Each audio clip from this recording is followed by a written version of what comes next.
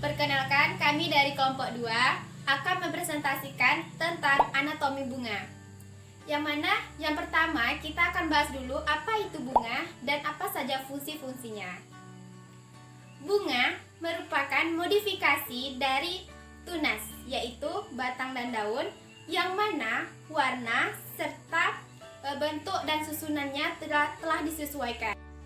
Bunga merupakan organ perkembangbiakan generatif pada tumbuhan. Pada umumnya, bunga terdiri dari 4 bagian, yaitu kaliks, floral, andresium, dan ginesium. Adapun fungsi bunga, yang pertama yaitu sebagai alat perkembangbiakan generatif, sehingga dia nanti akan menghasilkan biji. Yang kedua sebagai tempat atau wadah untuk bertemunya gamet jantan yaitu mikrospora dan gamet betina yaitu makrospora. Sama juga dengan yang nomor 1 tadi. Yang ketiga yaitu sebagai alat atau organ untuk bertahan dari kondisi yang kurang menguntungkan. Contohnya seperti bougainville atau bunga kertas, yang mana dia akan memperbanyak bunganya ketika dia kekurangan air atau suhunya rendah. Yang keempat, di beberapa etnis, bunga berfungsi dalam ritual budaya atau keagamaan. Contohnya pada orang Hindu-Buddha, yang mana mereka banyak sering menggunakan bunga untuk dalam ritual budayanya. Dan ada bagian-bagian bunga. Yang pertama, bagian vegetatif bunga atau steril, berfungsi sebagai pelengkap dan penghias. Di sini terbagi menjadi 3. Yang pertama, pediasellus, tangkai bunga. Bagian bunga yang tepat berada di bagian bawah dari bunga dan berfungsi sebagai pendukung akhir dari cabang bunga. Yang kedua, yaitu reseptale, bagian dasar bunga. Di sini yang dimaksud adalah bagian dari bawah bunga dan berfungsi tempat melekatnya mahkota bunga. Yang ketiga, periantheum, perhiasan bunga, terdiri dari kelopak bunga, berfungsi untuk melindungi bunga saat masih kuncup. Sedangkan bunga yang beraneka ragam warnanya berfungsi melindungi alat kelamin bunga yang ada di dalam. Baiklah, kemudian bagian bunga yang kedua yaitu bagian generatif fertil, berfungsi sebagai alat perkembangbiakan. Nah, di sini dibagi menjadi 2. Yang pertama yaitu andresium atau stamen, terdiri atas sejumlah benang sari yang disebut stamen. Pada bunga, benang-benang sari dapat pula bebas atau berlekatan. Yang kedua yaitu gineusium, pistilum carpella, yang merupakan alat kelamin betina. Biasanya putik terletak pada bagian tengah-tengah bunga. Tangkai putik disebut dengan spilus, adalah bagian putik yang membuat posisi kepala putik berada cukup tinggi dari bunga untuk membantu proses penyebaran bunga. Oke, kita lanjut pada gambar ya, yang termasuk ke dalam bagian vegetatif. Itu ada mahkota, kelopak, dasar bunga, dan tangkai bunga.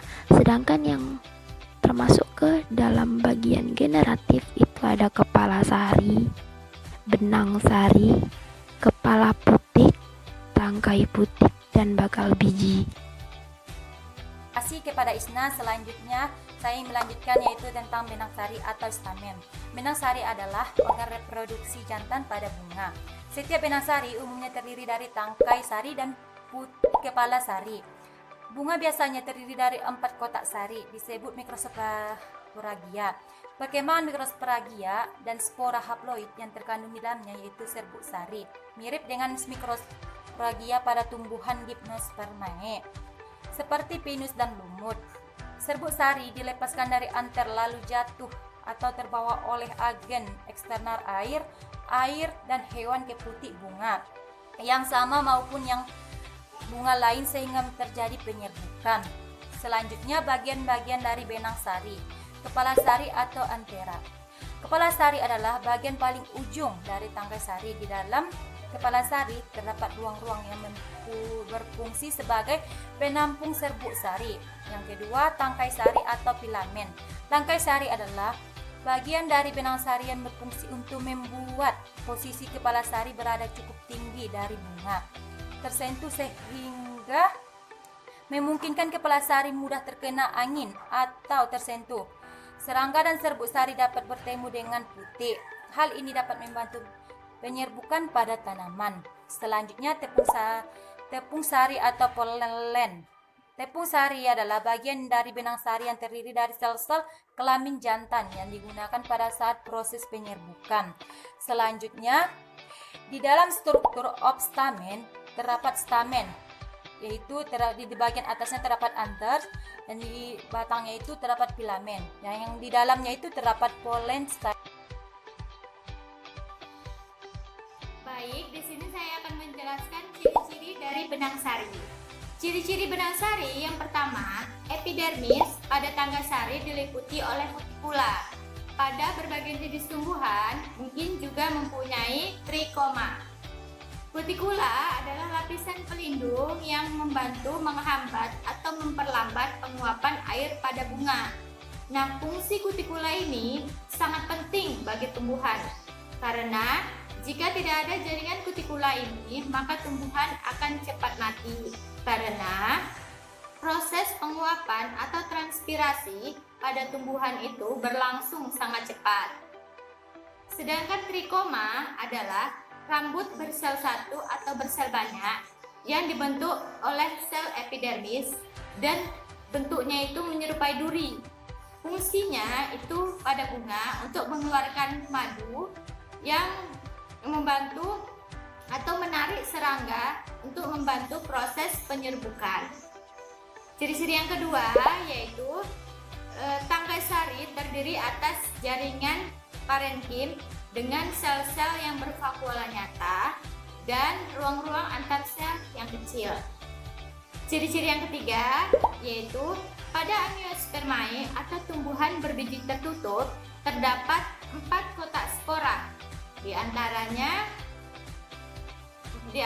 4 kotak spora itu terdapat jaringan steril atau yang kita sebut dengan konektivum yang dilewati oleh jaringan vaskular. Ciri-ciri yang keempat yaitu di bawah epidermis terdapat sel endotesium yang berperan dalam proses pembukaan kepala sari. Ciri-ciri yang kelima yaitu di sebelah dalam terdapat struktur tapetum yang berhubungan langsung dengan ruang kotak spora.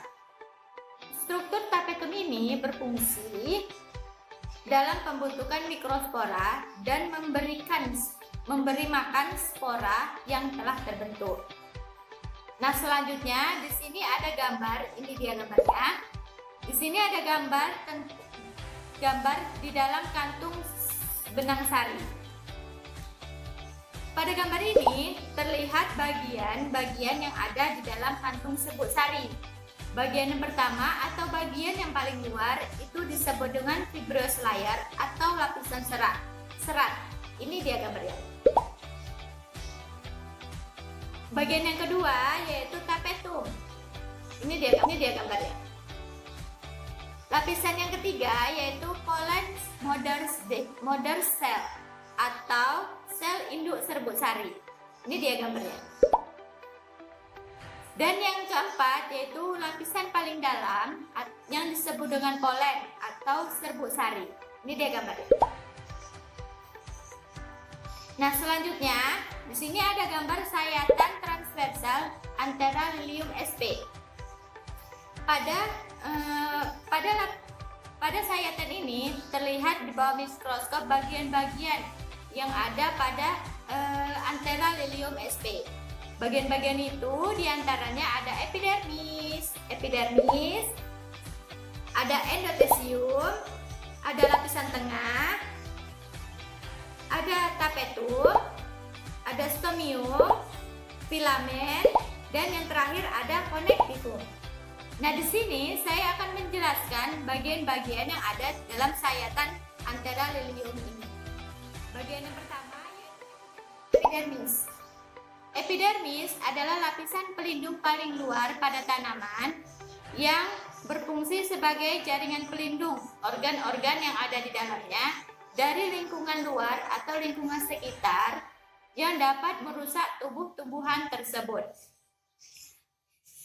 Bagian yang kedua itu ada endotesium. Gambarnya seperti di samping ini.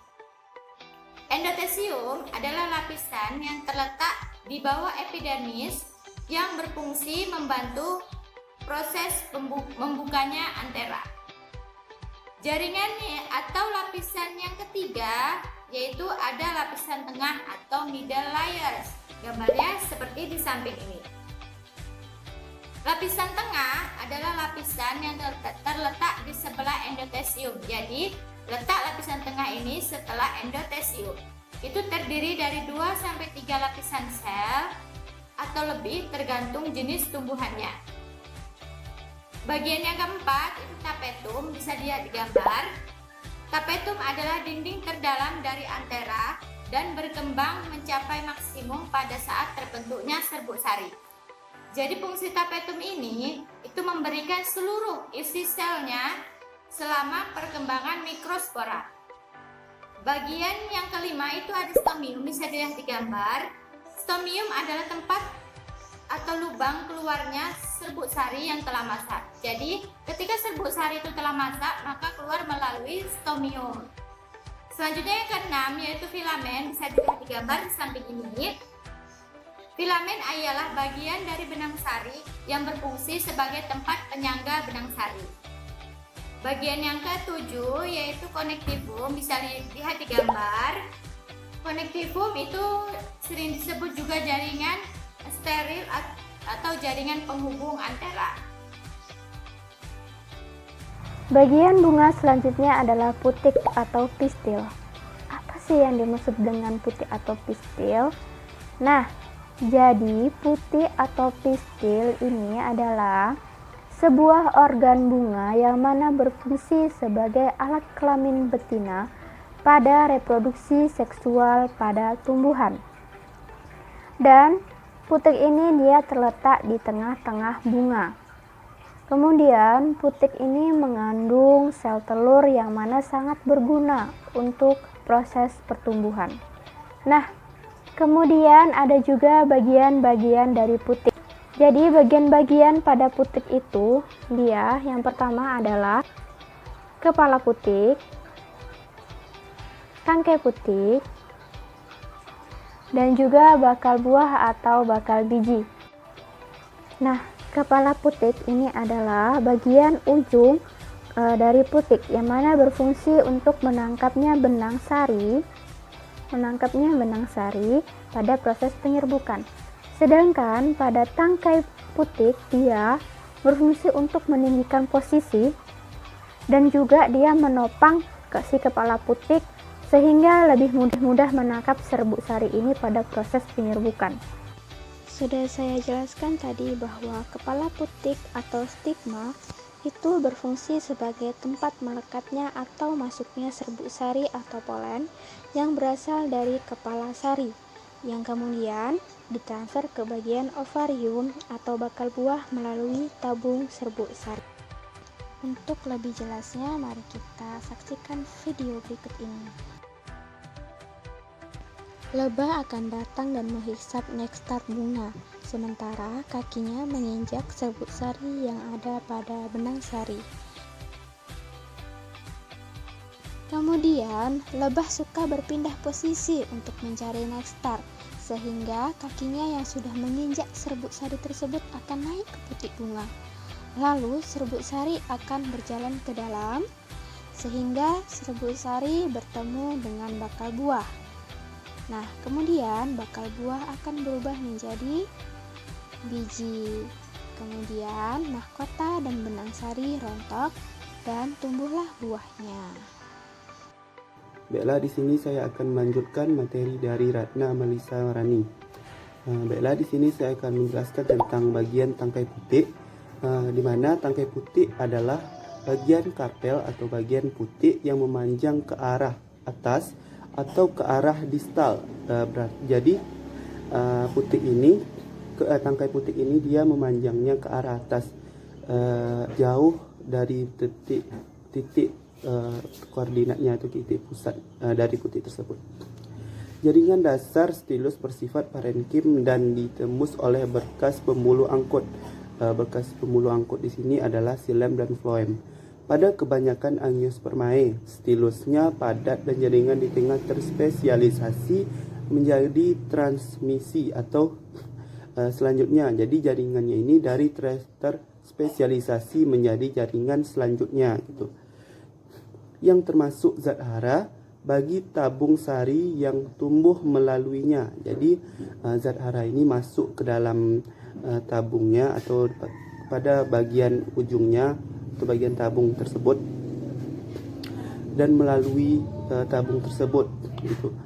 Pada saat menerima serbuk sari mengeluarkan, jadi dia menerima serbuk sari, maka dia mengeluarkan sekret yang banyak sehingga pada kondisi ini stigmanya disebut dengan stigma basah.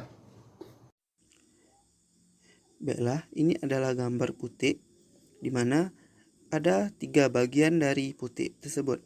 Yang pertama adalah stilus atau tangkai putik, yang kedua stigma atau kepala putik, dan ovarium atau bakal buah. Di sini kita akan menjelaskan tentang stilus atau tangkai putik. Tangkai putik merupakan bagian karpel atau putik yang memanjang ke atas atau ke arah distal, seperti yang telah saya jelaskan sebelumnya. Panjang dari tangkai putik ini adalah 4-7 cm, di mana fungsi dari tangkai putik untuk menyangga kepala putik agar tetap berada pada posisi yang telah ditentukan oleh putik itu, di mana tangkai putik ini memiliki rongga. Jadi pada ujung kepala putik ini ada rongga tempat masuknya polem atau serbuk sari untuk menghasilkan biji nantinya yang akan direproduksi oleh bakal biji, di mana rongga ini dia di tengahnya memiliki jaringan terspesialisasi yang telah saya jelaskan sebelumnya juga, yang akan menjadi jaringan transmisi atau jaringan selanjutnya yang memasukkan zat hara bagi tabung sari yang tumbuh melaluinya. Jadi tangkai putik ini juga berfungsi sebagai lewatnya atau masuknya atau jalan masuknya dari serbuk sari menuju bakal buah. Nah, baiklah, bagian bunga selanjutnya yaitu ada mahkota bunga atau petala dan kelopak bunga atau sepala. Nah, apakah yang dimaksud dengan mahkota bunga atau petala? Mahkota bunga merupakan bagian bunga yang paling mencolok warnanya, yang mana memiliki warna-warna cerah yang berfungsi untuk menarik perhatian serangga. Nah, mahkota bunga juga merupakan modifikasi dari daun-daun pada bunga yang memiliki warna-warna cerah dan merupakan organ bagian bunga. Nah, sedangkan kelopak bunga atau sepala merupakan bagian bunga paling luar yang mana menyelimuti mahkota bunga, yang mana menyelimuti itu ketika masih kuncup dan berfungsi untuk melindungi bagian mahkota bunga ketika masih kuncup serta menyelimutinya, dan dia akan terbuka ketika mahkota bunga tadi sudah mekar. Selanjutnya, anatomi sepal dan petal cenderung mirip dengan daun, yang mana lapisan epidermis pada sepal dan petal itu tersusun atas beberapa lapis sel, yang mana dianya itu tuh berbentuk isodiametris, yaitu sel-sel yang bentuknya itu cenderung bulat. Nah, bagian mesofil Tidak terjadi diferensiasi sempurna menjadi jaringan palisade dan bunga karang. Bagian bunga selanjutnya yaitu ada dasar bunga atau reseptakulum, yang mana dasar bunga ini terletak di bagian bawah bunga. Dan dasar bunga ini berfungsi untuk tempat melekatnya mahkota bunga. Bagian bunga selanjutnya yaitu ada tangkai bunga atau pedicellus, yaitu bagian bunga yang terletak tepat di bagian bawah bunga, yang mana merupakan pendukung terakhir dari cabang bunga. Nah, itulah tadi beberapa penjelasan dari anatomi bunga dari kelompok kami. Mungkin apabila ada kesalahan, kami mohon maaf dan terima kasih telah menyaksikan video kami. Kami ucapkan wassalamualaikum warahmatullahi wabarakatuh.